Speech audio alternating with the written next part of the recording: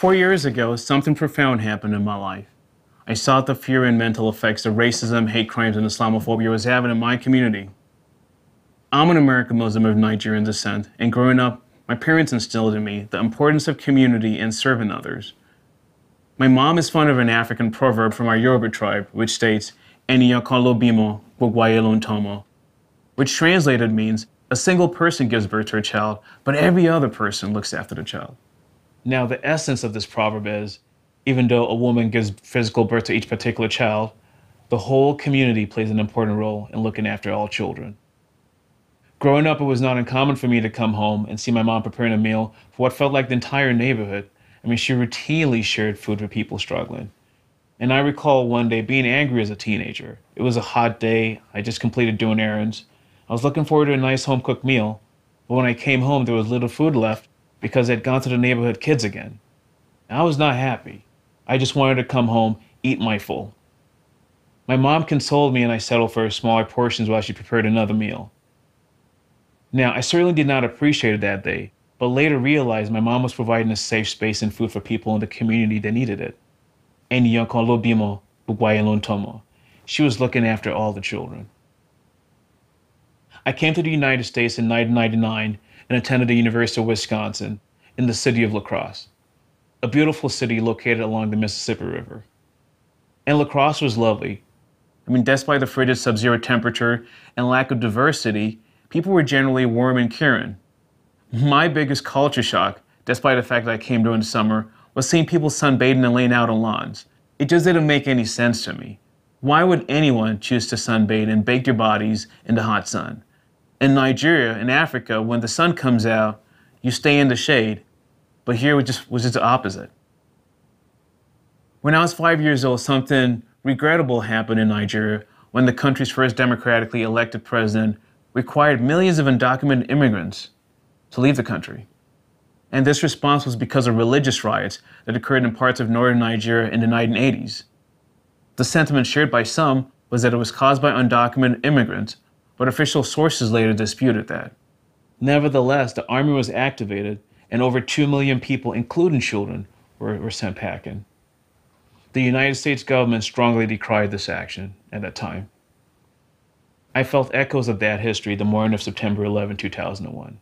I knew immediately there was going to be a strong backlash against Muslims, despite reports that over 80% of global terror attack victims are Muslims. And also because I'd seen before how when something incredibly bad happens, the easiest thing to do is to find easy targets to blame.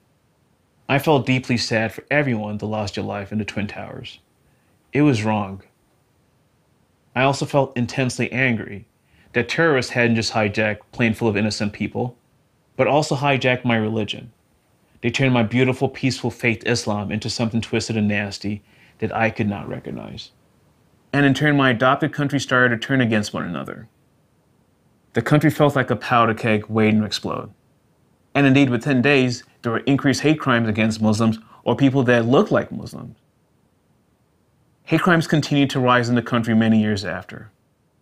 In 2012, for example, a Sikh temple in Wisconsin was attacked and people were killed because of their faith. And the years later didn't get any better. Between 2015 and 2016, the increased number of hate crime incidents against Muslims actually surpassed the figures reported during the year of the 9/11 attacks. In my own household, the run-up to the 2016 presidential election was when we felt the effects of increased hateful, racist, and Islamophobic rhetoric reaching closer to home. My wife and I try to shield our kids from the news, but like noxious tear gas ready all around us, the ugly reality was closing in, and our kids were choking on the fear and hate.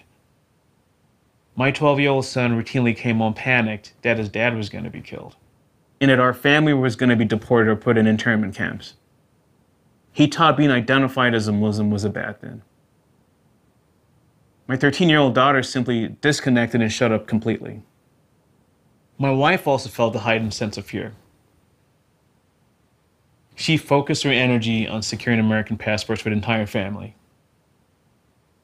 She didn't want her family to go to mosque to pray, and also explored if it would be safer for our family to go to Nigeria. Our family was traumatized, and our fight and flight instincts were in full effect. For my part, I was pissed off that instead of being our brother and sister's keeper, my adopted country was being divided by race and religion. I wanted our local Muslim community to do something to quell that hate, but we were all dealing with trauma.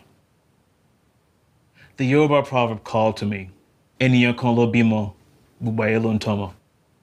I felt that our larger community had an important role to play, and that if we connected with people and people got to really know who we were, they would see that we were part of the fabric of America just like they were.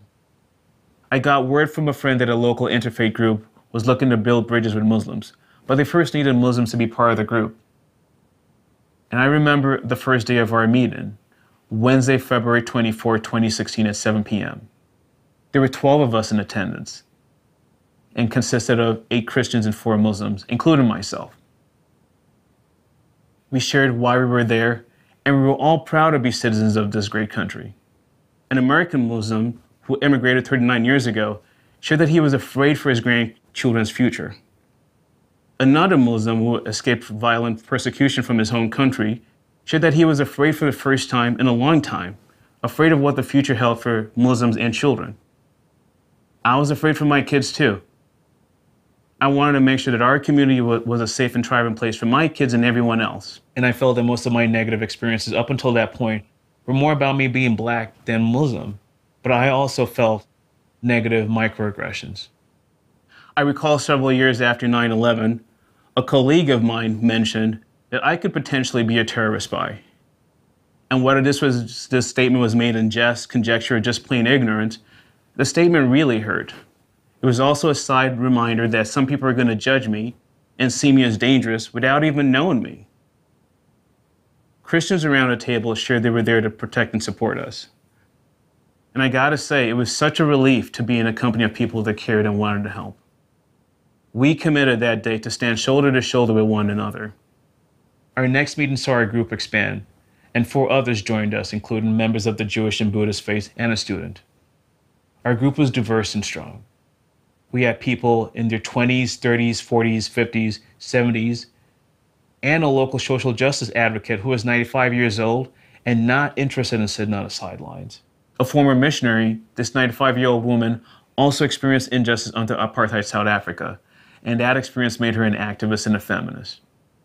The La Crosse Interfaith Shoulder to Shoulder Network was born, and our focus was clear: end in anti-Muslim sentiment and hatred towards any targeted group, as we stood shoulder to shoulder. In May 2016, the local Muslim community issued a statement rejecting hate. In January 2017, a presidential order banning immigrants from 7 Muslim countries was declared. This Muslim ban, which went into effect on January 27, 2017, created tremendous anger in our community that needed an outlet.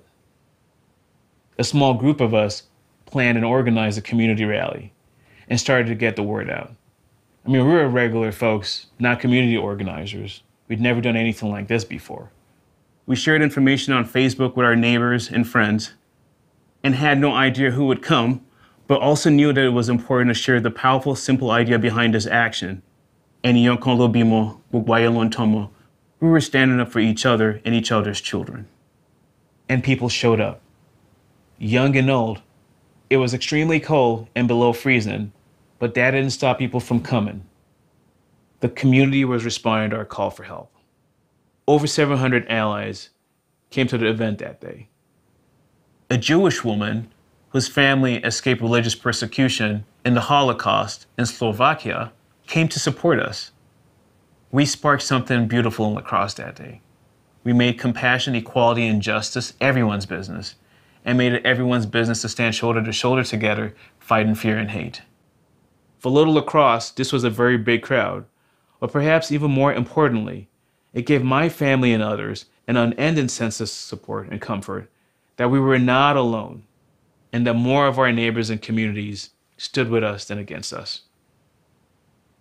The lessons I've learned from these experiences are there are good people in every community, and your community will stand shoulder to shoulder with you if you make it their business. Eniyan kan lo bimo, gbogbo lo ń tọ́mọ. When you really connect with the community and are vulnerable in your quest for support and communion, good people will come forth. And sometimes all it takes is this one spark to set things in motion. This year, hate crimes remain high, with latest FBI reports showing 70% of those crimes being motivated by race, ethnicity, Islamophobia, and anti-Semitism. And persistent discrimination, including the death of George Floyd, shows that we have a lot of work to do in society. I mean, this is not one person, groups, or organization's problem, but all of our problems. We all have goodness in our hearts, so let's not sit on the sidelines. All of our children deserve protection and help, and staying silent does not make things better.